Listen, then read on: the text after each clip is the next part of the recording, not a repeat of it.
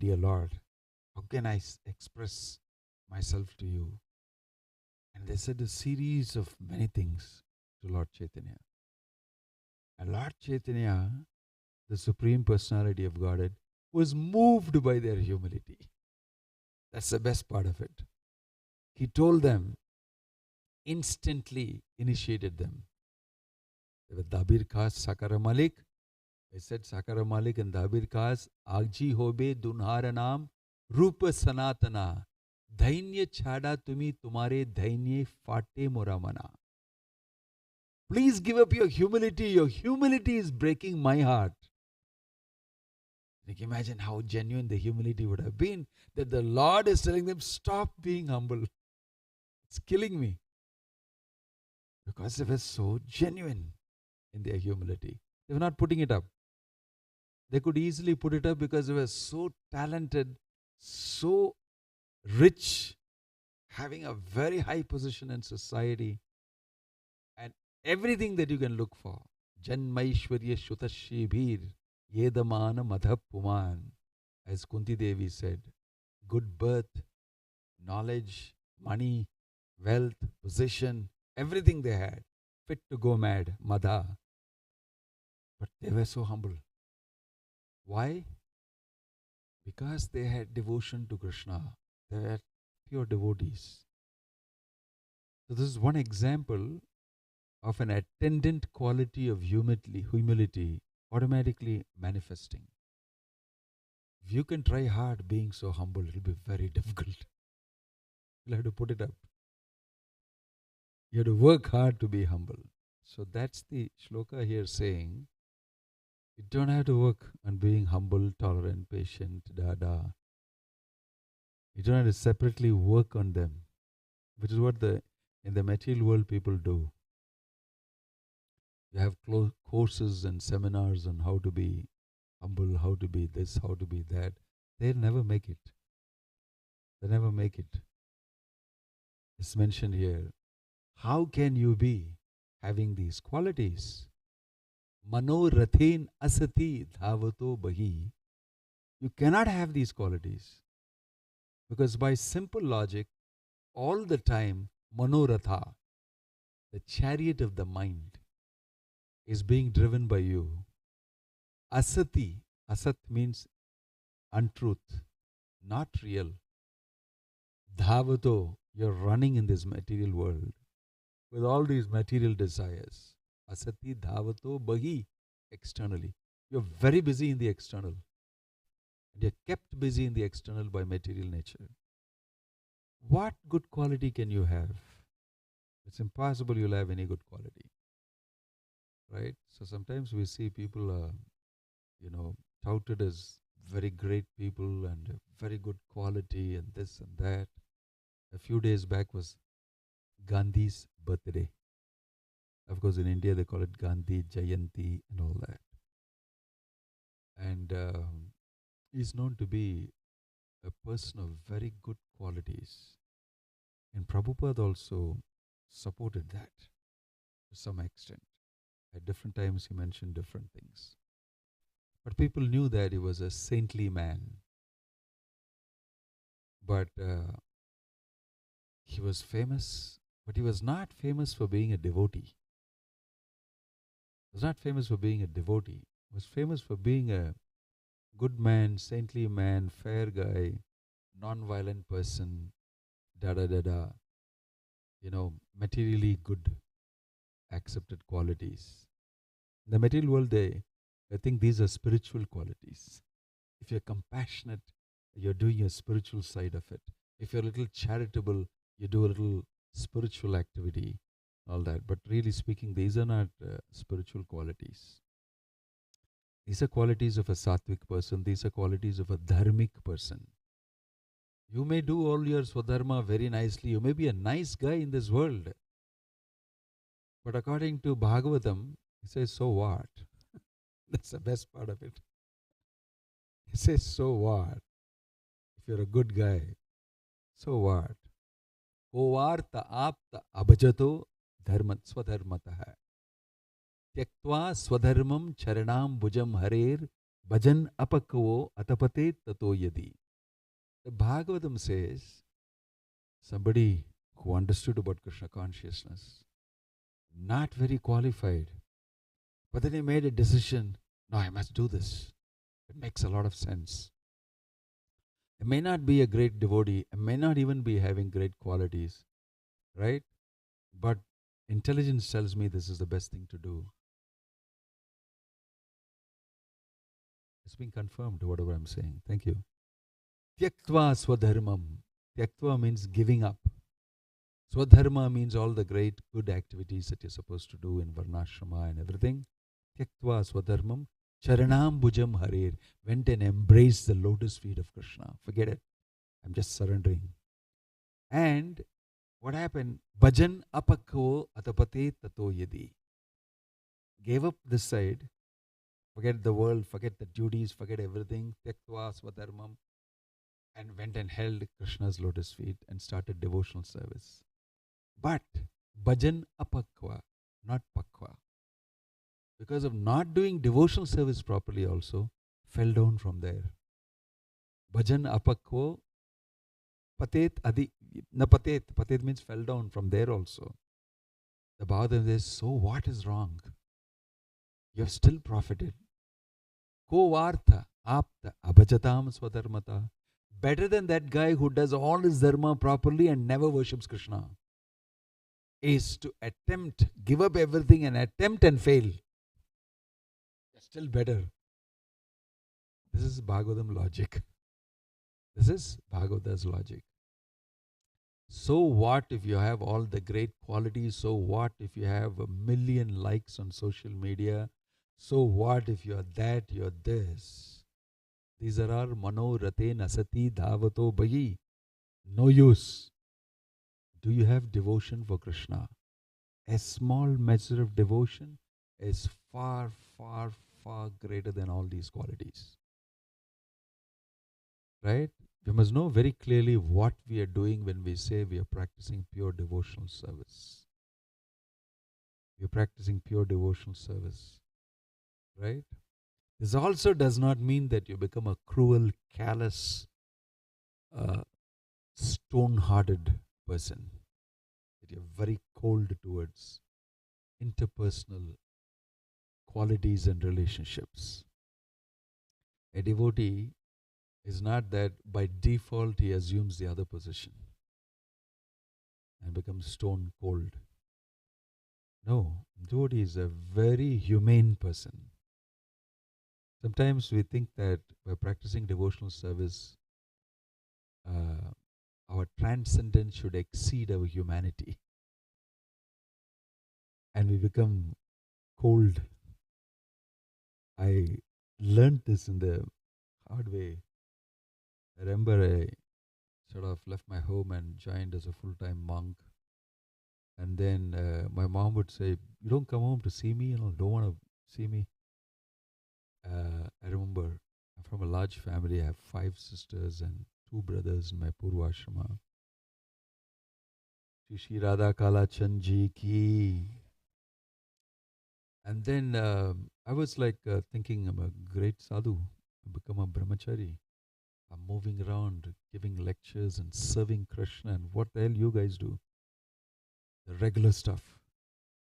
Work and keeping up with the family and the problems and da-da-da-da. I mean, I was flying high internally for myself, reading Prabhupada's books and sharing it with people. And so my mom said, you don't like come home and see me sometime or something? I said, no, I mean, I'll come like that. I was not going home. And then I went one day and then she asked me this question, face to face. You really don't have any affection for me? I mean, is it a show that you're putting up? I mean, she was meaning that, but you're just putting up something, or you're controlling yourself from expressing your affection? Because me and my mom were very good friends. And we discussed all sorts of things, and I coolly resigned my job and never asked anybody. And one fine day I told her that I think I'll join full time.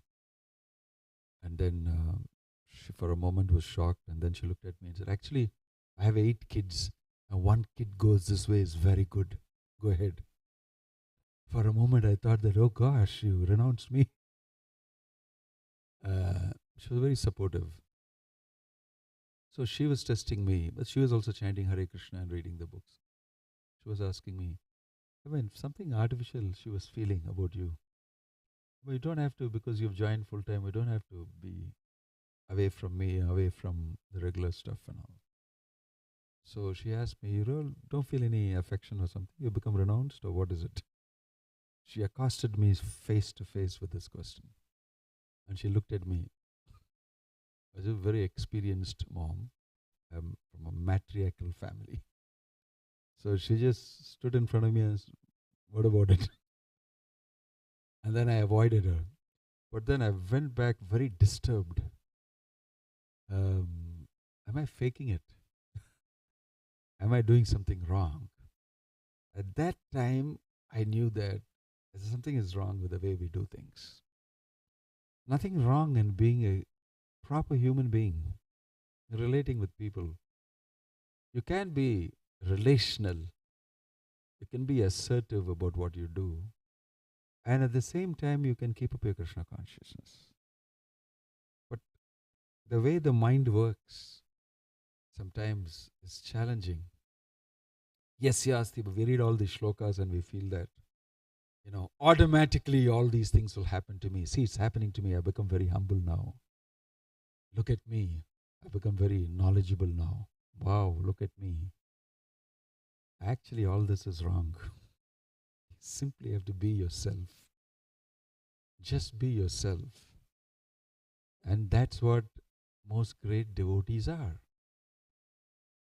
I read later about Shankaracharya. He was very close to his mother.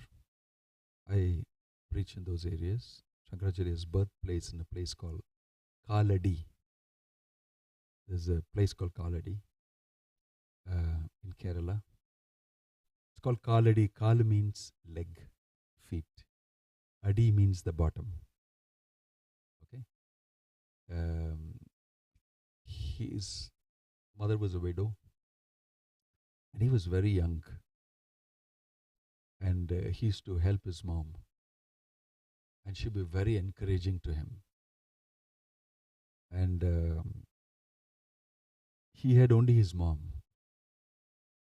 So in order to help his mom to take a bath in the river was a little far away from the house. So he said, I should help my mom. So he put his heels into the bank and drew the river close to the house. That's why it's called Kaladi. He used the bottom of his feet and just drew the whole river to his hand, just flew. It just came off. He was such a potent yogi, even when he was very young. And he told mom, now you can take bath very easily. Just get on from the home, take bath. He was close to his mom. And then everything he would have to ask his mom. And so he decided that I would take sannyas. And then one day he went to take his bath in the river, and he fiend. Mom! He shouted, Ma! And mom came out from the house and said, what? The crocodile has got my leg. And there was a crocodile with his leg inside in the river. And he said, quickly give me permission to take sannyas. I'm going to die. And he wanted to force his mom to give permission to give sannyas. And mom said, sure, you can take sannyas. And he took his hand out of the crocodile and sent the crocodile away. Took his leg out of the crocodile and sent the crocodile, gave it one slap and said, get lost. And he went and took sannyas. And he left home. But he has an affection for his mother all the time. And I'm just giving you instance of people who were normal, although they were very great renunciants. And he went away, traveled everywhere, very famous sannyasi, speaking the Vedanta Sutra, speaking the Vedas, and he was reinstituting the Veda again after the Buddhist philosophy had taken over. So then he heard in his travels that his mother has passed away. And that you are supposed to, she has nobody else but to do the last rites. Nobody is there. She's just lying there. Why in society at that time? Because he was a Nambudri. Nambudri means a Kerala Brahmin. They have a shika coming like this. The shika doesn't fall on the back. They have shika like this. You can see pictures of them. Very high class Brahmins. So in that high class Brahmin society, they denounced him and said, what a son. He has left his mom and took sannyas and made some drama and ran away. Right? And so nobody was attending to her. Nobody is planning to do the rites. They were a very rigid society. So he heard that his mom is like this. And so he came back all the way by his mystic power. He can fly back. He flew back by his mystic power.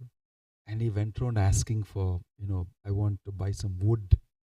Or I'm a sannyasi, so give me some dan. Right? Bhikshu. Some wood I want to cremate my mom. They said, you're a sannyasi. You have renounced. You should not do all these rites. Right? So nobody gave him wood. So it was very difficult for him. I want to do this for my mother. I may be a sannyasi, but I want to do this for my mother. I feel it is the right thing to do. So it's mentioned that he cut green banana trunks that was there in his house around. He cut all those banana trunks and made a pyre, and he, with his mystic power, lit the green banana trunks. They burned like nothing, and he gave the last rites to his mother. Never mind if you can't give me dry wood. Never mind if you think that I'm a sannyasi, I should not be doing this. I want to do it for my mother. She has been very kind to me. He did it. And in front of everybody, like a miracle, those green banana stems caught fire. And they were roaring fire, and he gave a suitable cremation to his mother. He did it. He's one of the greatest sannyasis in record. He came back and did him, broke all those rules. He was very humane. He said, I must attend to my affection for my mother. She has done wonderful things. I don't have to do this duty. I'm free from all these duties. Like the Bhagavad Gita says, na niragnir na chakriya. Don't light fire. Don't do any type of work, a sannyasi. He's simply dependent on Krishna. And the grahasthas serve and things like that. But he didn't do that because the grahasthas were not willing to do the cremation. So similarly, we see Chaitanya Mahaprabhu. After his sannyas, he came to Shantipur. Advaita Acharya waylaid him and brought him. And then he went and called his mother. Advaita Acharya actually had him in his house, and then he said to Sachi Mata, come and see your son. And when she came, the Chaitanya Bhagavad says that she took Chaitanya Mahaprabhu, put him on her lap. The sannyasi, sitting on his mother's lap. And he was completely surrendered. Okay, mother, tell me whatever you want, I'll do. And she said, no, you have taken a decision to take sannyas. I respect that. All I want to be able to see you all the time. Stay in Puri. Don't go anywhere else. And he did that. He did that. Stayed in Puri. Sat on his mother's lap as a sannyasi. I'm not saying that every one of us should go and sit on a mother's lap and, all day have taken sannyas and hang around and do things. But I'm just saying that how balanced and how natural are these great renunciants. Prabhupada, I met with Shatadanya Prabhu in Mayapur. And he told me, Prabhupada, he came back towards his last days. He gave him his chanting mala and told, go and give it to my wife and tell her to chant Hare Krishna. Amazing. And he said, I am the one who delivered the chanting mala to Prabhupada's wife. She was already initiated in the Gaudiya Math or something, and she was not chanting. He sent his mala to her. Isn't this humane? After all, she has been my wife in my Purva Ashrama, and she has served in many ways. whole world have been traveling and giving the benefit of Krishna consciousness to everybody else. She should also get that benefit. This is humane. It's not that we stick with rules and regulations. So when we say qualities, Shri Radha Kala Chanji ki, we should understand it's practical. Being very practical and being very natural. Right? We don't practice Krishna consciousness artificially. Right? So we have communities of devotees, and we have so many wonderful devotees in the committee, in the community. They are grahasthas, they are, brahmacharis, they are sannyasis, there are children, there are women, there are. So in practical life, Prabhupada was very different. He was not just sannyasi sitting somewhere up in the Himalayas. He was very practical and working day to day with his community, with his devotees, giving them association, talking to the children, talking to everybody, but being very natural. So when we speak of these qualities, they manifest when we actually serve Krishna, serve devotees, and be naturally oriented towards love of Krishna. They naturally come as qualities. We don't have to be artificially humble. Prabhu, without you, there is no life for me. Please let me take the dust of your lotus feet. And then immediately you turn around, you speak, that guy, you just immediately speak about him. This is what is the meaning of manorathena sati dhavato bahi. You can't avoid doing it because that's where you sit. Our consciousness is like that. It's so difficult to work up something artificial. Right? What we should work on is our devotion to Krishna, our seva to Vaishnavas, because they are doing something for Krishna, without being judgmental. And this way it erodes our false ego. And that's why you see this, Rupa and Sanatana Goswami, they were genuinely humble. It's not that they don't know artificiality. They're diplomats. You see, they were real diplomats. If you look at the conversation of Sanatana Goswami with the jail warden, he actually was so diplomatic with him. He bribed him. This is something which devotees should not do. Bribing. Is immoral, unethical. He told the warden, he first emotionally connected with him. And he said, I'm in bad times, but in my good times, I've helped you a lot. Because I was holding a position as a chief minister, as secretary. Now I think you should do something for me. And he was, what? The way he tamed him down is very interesting. This is Sanatana Goswami, a pure devotee. Then he said that, I want to leave this place. And he said, no. Don't even think of these things. He put a bag of gold coins in front and said, you see, you should benefit. I know you have difficulties in life. You should use this and you should let me go. He said, no. That's not, he looked at the money and looked at him and said, what a guy. He's trying to bribe me. And there was a conversation between both of them. I don't remember all the details, but then at one point of time he said that, because he saw the gold coins and he got tempted a little bit, the warden. There's a saying by a big statesman called Hugh Walpole. Every man has got his price. It's not that, they talk moral, ethical things. I don't like do like this. It's just that you have to increase the benefit. And at one point he will fall for the benefits that you give. Because manorathena sati dhavato bahi, whatever great quality they talk about, at some point they'll descend. So this is known to Sanatana Goswami. So he tells him that, you'll be doing a good thing, you'll be spiritually helping me because I am going to Mecca. He said, I'm going to pilgrimage to Mecca. Out of all things to say to that Muslim warden, you will be helping me to go to Mecca. And that is a seva you're doing to a person who's a devotee of Allah. To Mecca, he should help me. Of course, he's going to Mecca, he's going to see Chaitanya Mahaprabhu. But you see, so practical. Somebody can say that this is not devotee quality at all. Bribing, doing that, telling lies.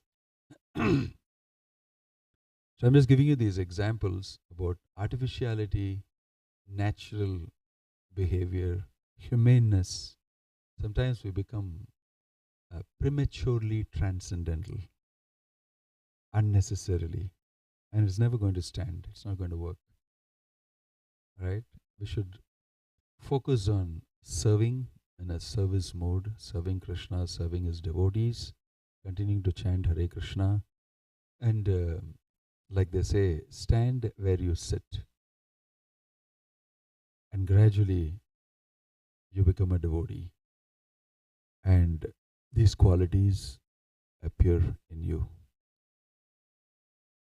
because they are a byproduct of pure devotional service.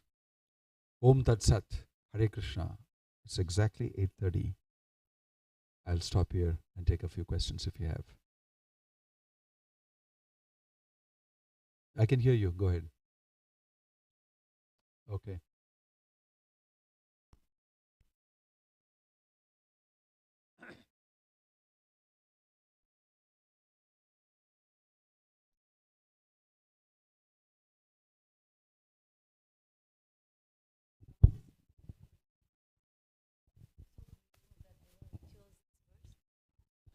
I didn't choose the verse. I was asked to choose a verse. We chose the verse. And then I asked him, I really don't know what to choose. So I Yes. think it is Radha Kalachandji's inspiration.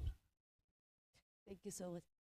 Maharaj, when you were speaking about the verse, the Bhajanna Pakko, I could not locate the verse where it is on the Google. So Which one? Bhajanna Pakko verse, like even if you are Yeah. not, this is from Tyaktva swadharmam charanam bhujam harer bhajan apakkavo atapate tato yadi. That shloka. Yatra kva va abhadram abud amushya kim kovarta apto abhajatam swadharmatah. Very famous verse Prabhupada yes, quotes yes, this. I have heard it, but I could not look. This is from Srimad Bhagavatam. Yeah, right? in the first yes, canto. Yes, yeah. Thank you, Maharaj. Thank Yeah. you so much. One second, Maharaj. Krishna. Any question? Yeah. 1, 2, Mataji. Hare Krishna. Thank you for such a nice class, Maharaj. I was hearing a class the other day, and it was on the 7th canto, 12th chapter, 8th text.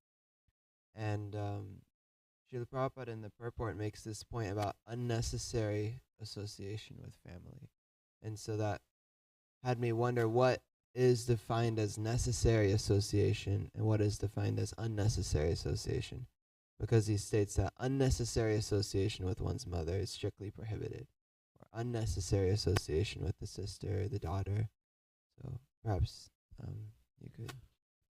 I think on the face of it, necessary association with what promotes your real purpose in life, prayojana, that promotes your developing love of Krishna, whatever promotes that, that's necessary association. Unnecessary, like it's mentioned, nectar of instruction, is whatever stands as an impediment to that is unnecessary. Anukulyasya sankalpa pratikulyasya varchanam. What is conducive to Krishna consciousness and progress in that, you accept it. What is not conducive, reject it. So that could be unnecessary association, generally speaking. Yeah. I think Mataji had a hand next. Okay, after. That's okay.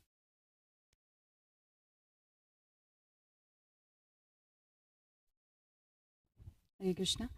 Thank you so much, Maharaj, for the wonderful talk. And I really appreciate I'm grateful that you addressed this point that devotion shouldn't transcend humanity, humane qualities. And two parts of my question. First is that, see, we live in a dham and we interact with devotees every minute, every hour, every single day. And how can we stick to this part where our transcendental qualities or our devotion is true to Krishna, because that's what you answer, that if devotion is true to Krishna, we won't be having artificial behavior. So how can our devotion be true? And second, when we are in situations, when we are dealing with devotees, sometimes very, very senior devotee, it could be my immaturity that I'm asking this question, but we see a lot of, sometimes the behavior is not very devotee behavior, or that could have been better. So it's my fault that I'm seeing the negative part, but we see sometimes that the reaction or response is in such a way that it's not very transcendental qualities. And how do we in that situation take it? Because the mind says, okay, person is doing a lot of services, very senior disciple, and just reprimanding right, left, right, and center, or they're not behaving in a very nice way. So how do we focus only on our devotion to Krishna, and that maybe it's a purificatory process for me? So that's my question. See, we should also understand reality, how things are there in this world. We should not also oppose certain natural evolving that happens. Initially, everybody gets very excited in Krishna consciousness and enthusiastic. It's nice. And in the enthusiasm, sometimes they may have some amount of that rigidity. But we don't bother. The fact is that he's very enthusiastic. So sometimes, initially, they rub people in the wrong direction. Especially at home. You go and say things to your parents that you are a demon, you are a non-devotee because you are worshipping this demigod, or you are that, you are this, and they get very hurt. But then they may be right. You may be right. Theoretically, you are right. You can actually win an argument using Prabhupada's books and maybe even say that, therefore, these people are demons. The day before yesterday, I was reading a shloka in the Chaitanya Charitamrita that says that one who does not accept Krishna as a supreme personality of Godhead and worship him is a demon. And then there's another question, similar, the second line says, therefore one who does not also worship Chaitanya Mahaprabhu is a demon. Who does not worship Chaitanya Mahaprabhu is a demon. This is from Chaitanya Charitamrita. Now you can take this shloka and beat everybody black and blue with it. And say, you're a demon, you're a demon, you're a demon, I am worshipping Lord Chaitanya. This you can do. And you're right, as per the books. You're right as per the books. But it's not proper. It's not proper at all. And that's not what is the meaning of it, practically. So sometimes devotees, go and speak to their wife, their husband, their parents, in their excitement of discovering Krishna consciousness and wanting to be a pure devotee and practice pure devotional service. You may be stepping on many people's toes and hurting a lot of people. But that is your, what you should say, immature beginnings in Krishna consciousness, which will be tolerated most probably by your father and mothers. Oh, obviously this guy is a green person, he doesn't know. Even though they don't know Krishna consciousness, they know that it's not the right thing anyway. It's okay, I'll tolerate it. Their maturity may be even greater than your great Krishna consciousness and your own maturity. But they tolerate it. It happens very often in India. And they keep catering to the son, to the daughter, and helping them with their devotional service also. And over a period of time, the devotee understands that I shouldn't have done this, as they mature in their own Krishna consciousness. One thing is wisdom in life as you age. And the other thing is the theoretical Krishna consciousness that you know and which you keep putting in front of you. These are two things to be tackled. So the reality is you're going to find a lot of immature execution of Krishna conscious principles. And that's natural also. People do that. But over a period of time, if they stick on and they face different situations in life and they mature into understanding that I'm not like right in what I did. Okay? So we should be tolerant towards both. And that's a reality in the world. That's one answer to your question. The second one, what do you do when senior devotees do something like this, like that? The best thing is to have a heart-to-heart dialogue. Ukhyamakyati prachati. I want to speak my heart out to you. I felt very disturbed when this happened. And I want to know. Before speaking to that devotee, it's better to speak to somebody else who is senior and take their word for it. Take a second opinion on your thought. Sometimes you may be wrong. That devotee may be in a different consciousness and doing something. You know the story of Govinda, Ramanuja's assistant. Ramanujacharya's assistant, very, very, what do you call, Pakha devotee, serving him. It was mentioned that he had other assistants and other friends and youngsters also. And they saw him that he was setting up Ramanujacharya's bed for him to sleep. He will tuck it in nicely, he will dust it, he will do everything. Then in the end, after he had finished everything, he'll lie down on it and sleep a little bit this way, that way, and all that. And then get up and go. So they said, what are you doing? Sleeping on your guru's bed. This is complete nonsense. And you did so many nice things, dusting it, putting it together now. And finally, why did you sleep on it and enjoy it?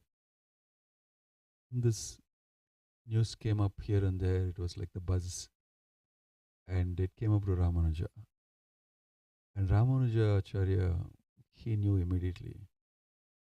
He clarified and said, I know what he's doing. He's lying down on it and checking. Not even one small pea-sized irregularity should be there on the bedsheet. He's making sure there's nothing wrong. In his mind, he is completely absorbed in serving Ramanujacharya perfectly in the best possible way. So he has no, feelings about sleeping on it and checking it whether it's fine. Go to that extent. But people who watched it thought, this is wrong. This is offense. Sleeping on your guru's bed. But Ramanujacharya knew. I know who's Govinda. What is he doing? Similarly in Chaitanya Mahaprabhu's Leela also you have Govinda not crossing over Chaitanya Mahaprabhu for taking his lunch. But he crossed over for doing seva. And when Lord Chaitanya asked him, why did you not go and take your lunch? The Chaitanya Charitamrita says, he didn't speak it, but loudly in his mind, for my seva, for your seva, I'll even cross you, I'll go to hell. But for my eating and my gratification, I'll not do it. So he sat on the other side, just fasted till Lord Chaitanya got up. But he didn't say it. But the Chaitanya says in his mind, this is what he thought. And he just looked at Lord Chaitanya and didn't answer the question. And Lord Chaitanya knew, this is what my servant is. Sometimes we may judge improperly. So therefore, it's good to take a second opinion from some other senior devotee who may know more about that devotee and say, no, he's like this. He does that, but it's okay. it doesn't, you don't have to worry about it. Get to know something more about that person before you make a judgment inside. And if it doesn't work out there also, then you can go and talk to the devotee directly and say, a little disturbed by what you said, what you did, and just want a clarification. That's okay. Just be natural and do it. Okay? Hare Krishna. Thank you. Grantraj Srimad Bhagavatam ki, Srila Prabhupada ki, Nittai Gaur Premanande.